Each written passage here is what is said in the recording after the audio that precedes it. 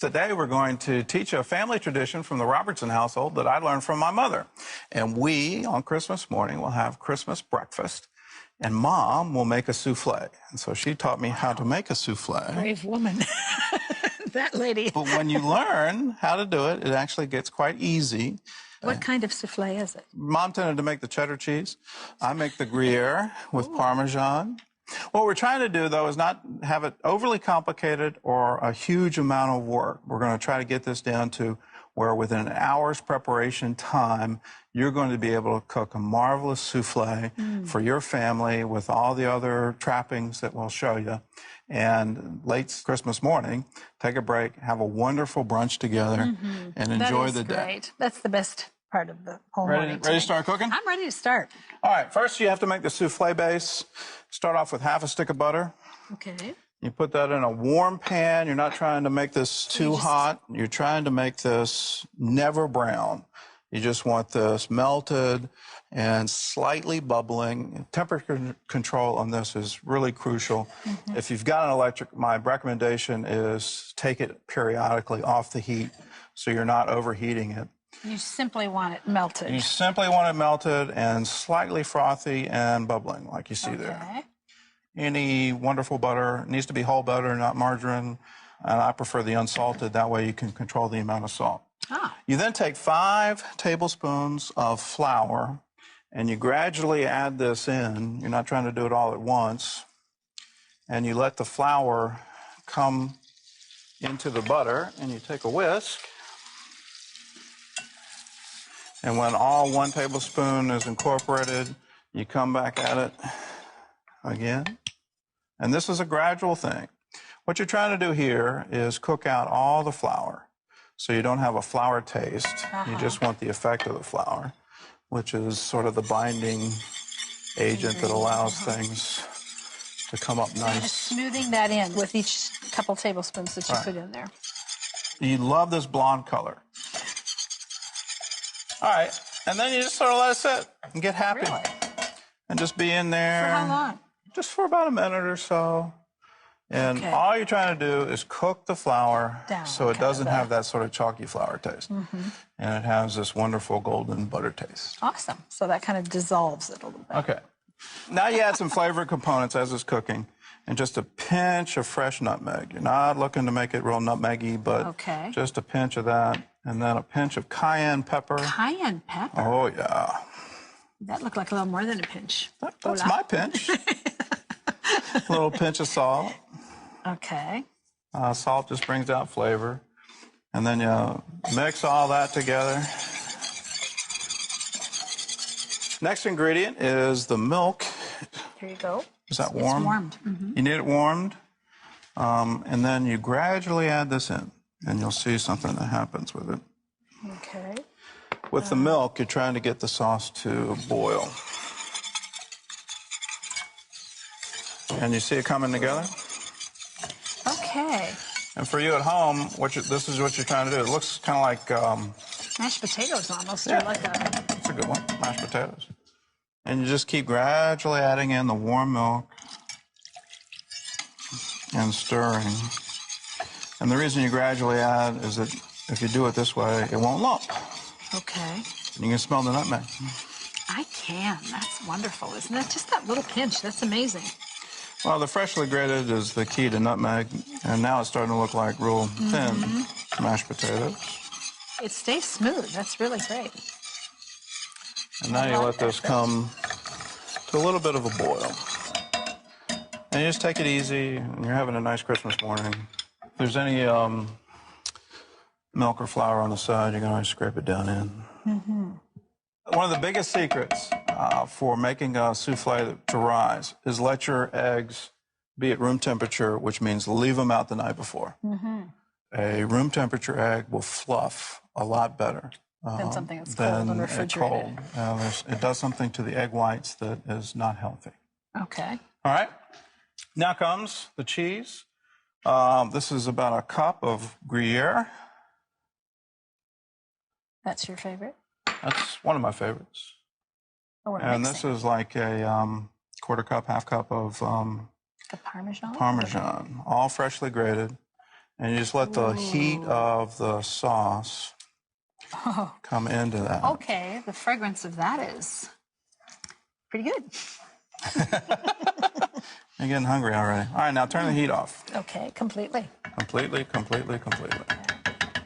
And we're going to do something that is sort of a nice little trick.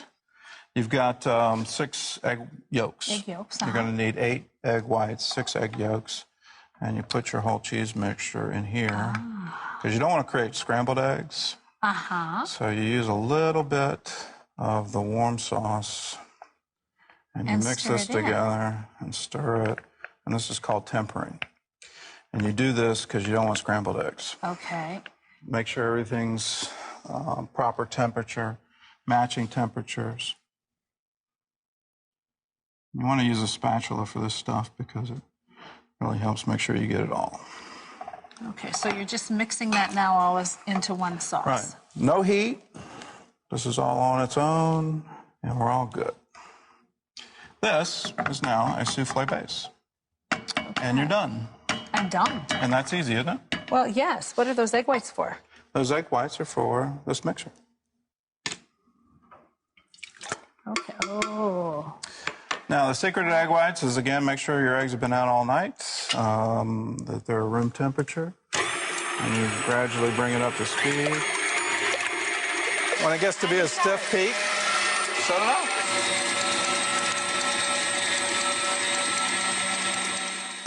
Okay, now comes some technique time. And soufflés are all about technique.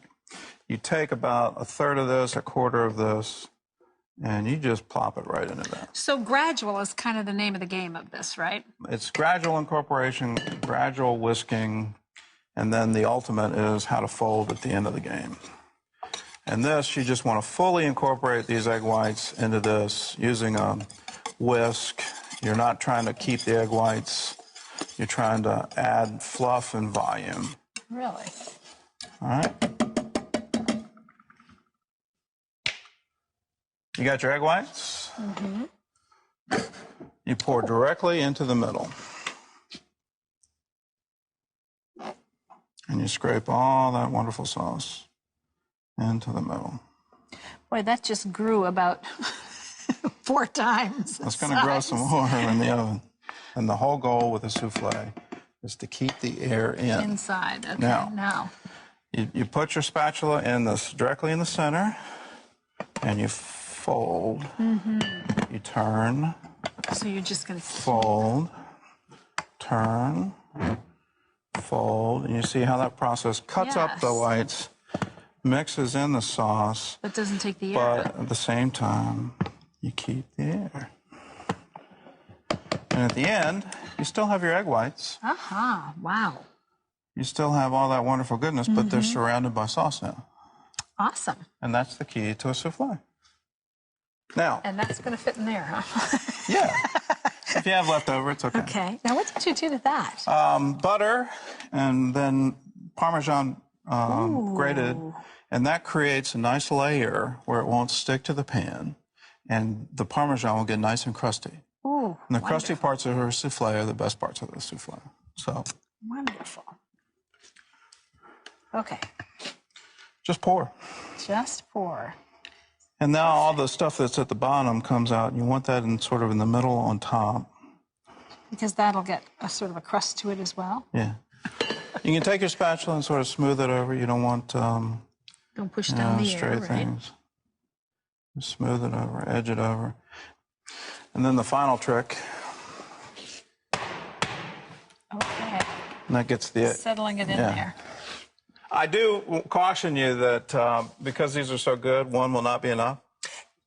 Now, if you do 2 and you're using 8 egg whites and 6 egg yolks, you're going to have 4 egg yolks left over, and you don't want to waste them, do you? No. That would be bad. That would be very bad. Especially when you can make a wonderful sauce. Oh. So I'm going to teach you another sauce. This is called a sabayon. Ooh. It's a very, very simple recipe. This is my homemade double boiler. You put that on top, and it traps the steam inside. And you add a 1/4 cup of sugar to 4 eggs. Really? And you stir it around. Is that it? and you allow the heat to start to change it. And over time, as it cooks, it starts to get blonder. Really? All right, as the heat starts coming to it. Do that? Yeah, you can. Whoa, hello. Hello. Hey there. As you do that, you then take your cider, and you're waiting for those eggs to start to turn a little more yellow.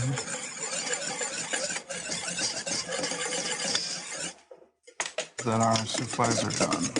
Oh my goodness. Yay, you!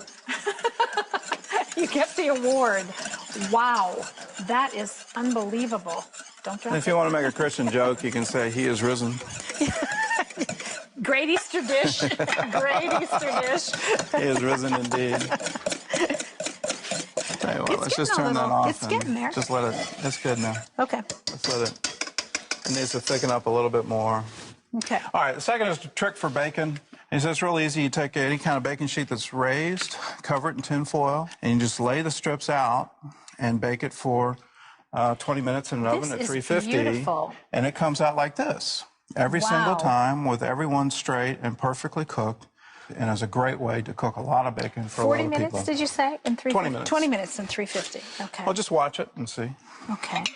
All right, proof's in the pudding, and oh yeah, oh yeah. Unbelievable. Oh, this is Perfect. Yeah, this is a good one. Thank you. I'll take this. You take one. I'll take one now. Now the crusty part is my family's favorite. How'd I do? Oh wow. Melt in your mouth. You see how easy that is? Wow. I mean, that is like an explosion of taste, isn't it? Well, y'all need to do this. We're going to take a break. Yeah. We're going to eat here while you write down the ingredients. Or I'm going to go back and check on the sabayon. Oh, Gordon, that should is be wonderful. Oh, yeah. Here we go. It's like a custard pudding. Not thick, but body. Has body. Yeah. All right. Gosh, Now this is a wonderful fruit topping. You can use it on any kind of desserts. There are plenty of creative ways, and you can take it directly out of this bowl. Wow, and you put it on top of, I like on strawberries and all those wonderful ruby red grapefruits you can get. And this makes once you have the souffle. It's so beautiful. Okay, can I taste? Absolutely.